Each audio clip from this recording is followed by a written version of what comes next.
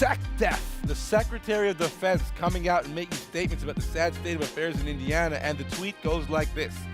Sad this new Indiana law could happen today.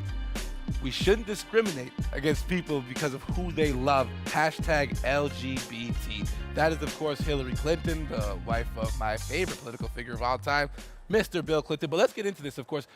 Noah, are you surprised that no current NBA player, because, I mean, we saw the whole I Can't Breathe movement, didn't come out against this law in Indiana? A lot of focus and attention on it, basketball world, because of the Final Four and stuff, but no NBA players stepped up. Yeah, I'm not so surprised because while the NBA is taking steps and while players are taking steps to being more accepting in the workplace, it's still not widely accepted as a whole and to the level where each guy is going to feel like they can use their platform to speak up about it. Race issues affect a lot more people, and I think that there are players that are still trying to figure out where their stance is on the whole thing in the first place. So I expect more advocacy as time goes on, but I wasn't too surprised that there wasn't a huge NBA push at first. Morgan, my question for you is this an American problem or is this a gay American problem? Is which an American problem or a gay American problem? This law now, because, I mean, most Americans have not stepped up and identified this as a problem. There's still a huge difference in the way some Americans live their lives towards others. It's still a very conservative sentiment in the United States. Right. Yeah, I mean, I think you put your finger right on it there. Is that this is the type of law that can only flourish in a state that's extremely politically conservative. And as we were discussing offline, a state that really doesn't have a problem melding church and state instead of separating church and state. Because again, when you think about how this law would play out, first of all, how would anyone know, you know, that unless you walk into the establishment, unless you walk into the restaurant with a shirt that says, I am not only gay, but married too, someone in the same sex, right? How do they know that they even want to discriminate against? Very true. But again, it's one of these things that needs a conservative, a really conservative religious and political environment to take root in the first place. All right, now this has been a gunshot across the world because we're talking about it over here in Canada. So what I want to know is, with all the media attention this story has garnered, Peter, the Final Four is in Indiana, okay? Is there do you see a way sponsors pull away, brands pull away, and this event possibly gets moved away from Indiana because of this law, even though right now they're trying to change the verbiage of the law? I mean, not in the short term. I mean, the games will go on this year. This year. Having said that, we're all brand people here. You put your brand hat on, and it's an issue. Yeah, I mean, and some people have said they're not going to certain events right now, like the USC Trojans. AD, there's coaches boycotting. There's, I mean, certainly the dialogue that happened amongst the head coaches that are with the teams there. It was, it was certainly some negative energy, and Indiana as a state equates to basketball. I think we all know that. If we're the core fan base, and I definitely agree. I see definitely.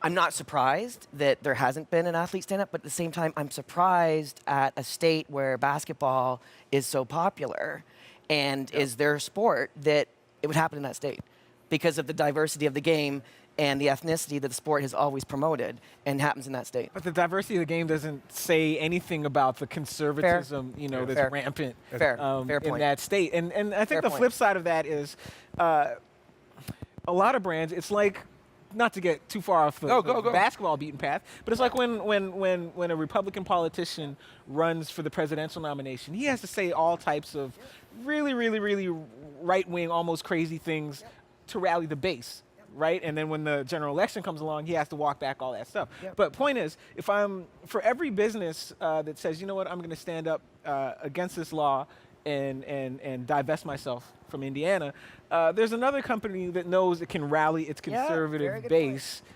by doubling down on homophobia or xenophobia or what have you. Ask Chick-fil-A. Oh, thankful I have you guys on here to speak so eloquently about this. I would have butchered half those sentiments. But quickly, I want to just throw this to you guys. Is this the last Final Four in Indiana? I don't think so. No. I think Indiana will fix it. But it could be. It could be. Yeah. It could very well be. I don't think it will be, but it could be. It's damaging. Yep.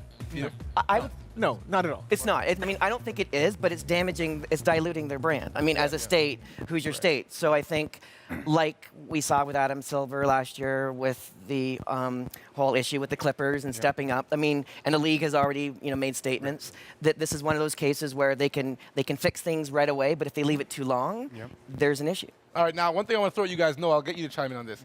The NCAA makes darn near $1 billion during the March Madness tournament alone. Each basketball and football player, along with a lot of other scholarship players, get a stipend of about $2,000 to $4,000. But let's face it, the basketball and the football players are creating the load of money that these guys are making. So is it time to reward specifically the basketball and the football players for the economy they've created? Absolutely, absolutely.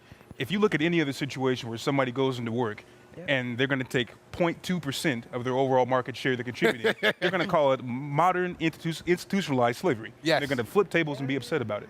So I think, not to bash the NCAA too much, but I think it's time. Bash them all you want, man. We got no ties. We're good. It's beyond time. It's beyond time, and I think they've done a good job of creating this propaganda of getting player benefits as a moral issue. Fair so point. yes, they call it Fair cheating, point. and cheating is you breaking the rules, making it so they can't play, so people who rally around their schools get excited about that. But what does that really mean? A kid got an extra peanut butter sandwich. A coach paid for a ticket for his player to fly home for his mother's funeral. Those are improper benefits. That's a moral issue. That's ridiculous. I think it's time for players to get their proper share. I do believe, and I at least hope we all share your sentiment. So I guess the next question would be, what is the proper model, Morgan? How do you reward players? How do you go about this? The NBA's got a future problem with this new salary cap. But the NCAA, they've got a bigger problem with rewarding these guys. There are several potential models. Like, on the one hand, I wouldn't mind if everyone got the same.